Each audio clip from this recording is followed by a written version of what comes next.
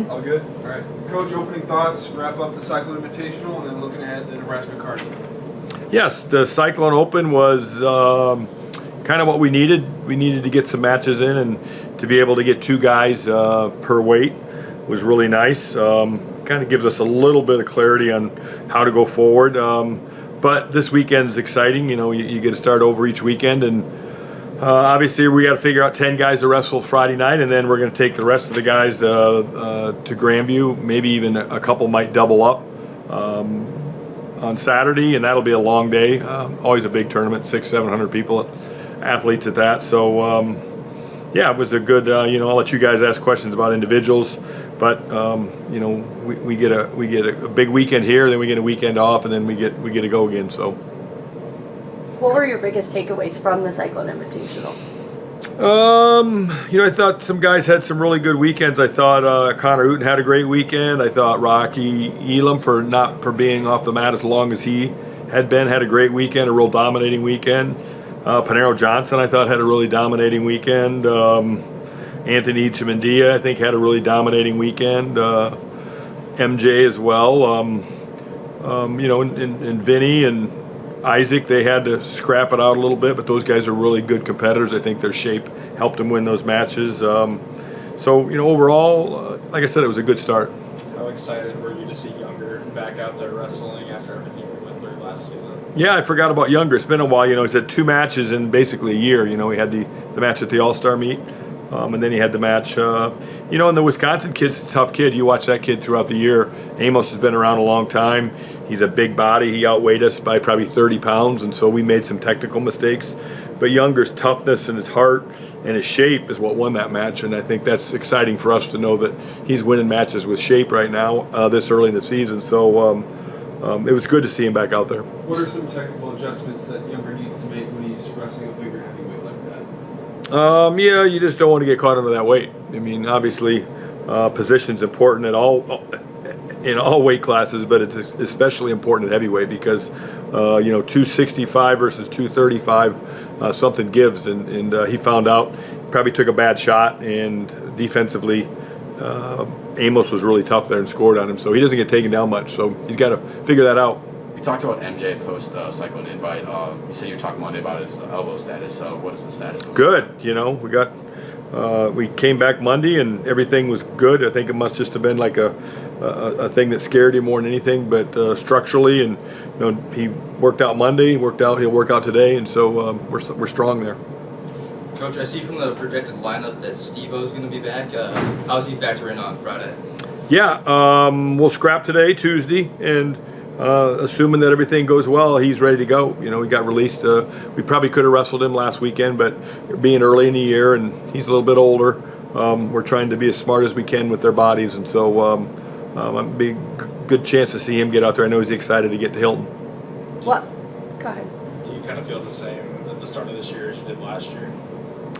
Well, we were optimistic last year. I can't remember because it kind of the year kind of just unraveled and was sort of a disaster as we got into the end of the year and postseason. But yeah, you mean you're excited, and I always tell them all the time. I said the biggest match of the year is Friday night against UNK. That's the biggest match of the year, and then when we get done with that, then we'll worry about the next one. That's the biggest match of the year. So it is the biggest match of the year for us. So these guys are excited, and we got to be ready for them. Do you think you're approaching this season's, like your process to figure out who the starters are officially going to be, especially in those like middle lower weights? Are you looking at this one differently than the way you did last year? Our process is a little different because we had a wrestle off head to head against each other, and then obviously this weekend we threw them more of in a tournament situation. So we probably have a few to figure out. Obviously, 49, Panero's kind of in the lead there right now. Uten's kind of in the lead at 65, but we've got some good quality guys there too that might factor back in. But it's a little different process, and you try to give everybody, I guess, the fairest shake you can, and I think we've done that. How have you seen Evan progressing, and how's his weight going, and what have you really seen out of him going into the season? Evan's had a great 2 weeks, just in terms of being on board, the discipline. He always works hard, but he also works hard at the dining room too, and so he's not working as hard over there. So we're excited that he's progressing down, and he's I think he weighed 38 on Saturday. It felt great. So, we're still progressing our way down there. What was Evan's reaction to the coaching decision to not let him wrestle Echemendia in the championship? Oh, he got it.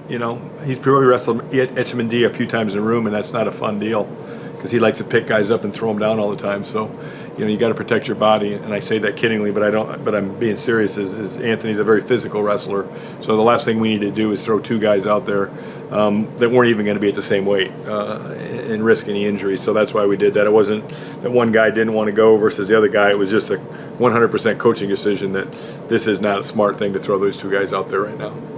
And with Jacob, I mean, he has an All-American finish. Now he's really got a battle to try and get in that starting lineup. How have you seen him kind of navigating that? Well, he was a little banged up, but he's ready to go. We're going to weigh in a couple guys at 57. He's 49's easy for him, but we got to make sure Vinny's ready to go. He's burst is a little swollen, so we don't know exactly what we're going to do at 57. I think they're both going to get on the mat today, and we'll see how they feel. But we got two good options there. But yeah, we got to figure out a few things right now. I think Pinero's a little bit in the driver's seat right now, but there's still a lot to figure out there. When it comes to those new guys, how have you seen them make an impact? Like Steve O'Pullen and Vinny Zerbin, and I mean Isaac Dean, they're a little more quieter than maybe Rocky.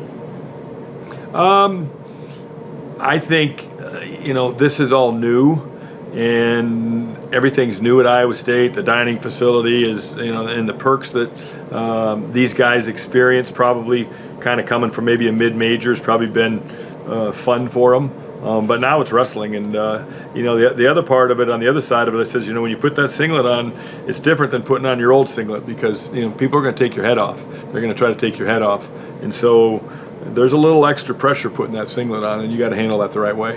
What is the scheduling decision to bring in a Division II school like Nebraska here? Well, number one, UNK is really good. Like they won Division II nationals, and then they brought in some guys. They got a lot of guys in their lineup that were pretty successful in Division I. That somehow or another they got to so good for them. They did a tremendous job in the off season recruiting. These guys are not going to be an easy out, I can tell you. They will blow through Division II this year, and like I said, they've got a lot of Division I guys in their lineup. And when you go out there and you got nothing to lose, they're coming here. This is their Super Bowl, and so we have to understand that. We have to be ready for that. With their big heavyweights, they rank near the top, just like your heavyweights at the Division I level. Talk about that matchup and how important it could be, because it could really set off a season if one of your top two guys can't get the win. Yeah, we got to be ready to go. We've seen those kids before. Howard's, we've trained the UNK coaches, Coach Jensen and Coach Sorensen, are former Iowa State wrestlers. So that's where that kind of connection goes to. Is so they reached out to me and wanted to come to Ames. So when they do that, they're not coming here to bring a B team. They're coming here to bring a really good team. And so we've been able to train with them a little bit in the off season. They've come to Ames to train. So we're familiar with UNK and some of their guys, and their 97 and their heavyweight are good, both really good. What are the biggest things you're looking for from your team? What's your challenge to them outside of course, getting the win? Well, we tell them all the time, you guys are entertainers. It's time to go entertain. Let's get some more matches under our belt. I like the way, like I said at the very beginning, I like the way we dominated and separated ourselves in a lot of those weight classes this past weekend, and we need to do that. We need to go out and be greedy and see how much we can win by, and win first, and see how much we can win by second. Connor Hooten dominated top 20 opponent from Wisconsin in the finals, Tech Fall in the second period. What have you kind of seen from him, in his recovery from his injury last year and leading into this season that he's able to just hit the ground running? Well, Connor's an all-star in the training room. Unfortunately, he's been in there too much, so we got to stay out of the training room. But his rehab, according to our trainer, Tim Wiesner's just been, if you know Connor at all, he's the most blue-collar kid we got on our team. It might be, you always try to label which guy's your hardest working guy. He might be one of the hardest working guys we've got in the program right now. And he did not come from a background out of high school that he was he wasn't a Rocky Elam out of high school. He wasn't a David Carr out of high school. He's really worked hard, and it's important to him, and he's a smart guy. And so I'm excited to see him have that weekend he did. At Media Day, all of your guys that I spoke with consistently brought up culture. Culture is the biggest thing that stood out to them over the summer in their trainings. How has this team changed? What have you seen from them, and how, in your words, how has it changed? I think culture is a lot about just getting along. I think, there's teams, I've been doing this a while, obviously. There's teams out there that I've had before that were pretty good that just didn't get along because they might have been too competitive at some weights, and there might have been some ornery guys. This team just really gets along, so if that translates into a good culture, then so be it. But these guys do really get along really well, and there's not a lot of, sometimes when you get really, really elite athletes, that alpha male thing's real, and especially in an individual sport like wrestling. You get way too many. If you get too many alpha males in the room, sometimes it can be a disaster. So I hope we've got alpha males, but it appears right now that they all seem to get along, and that's where you get culture.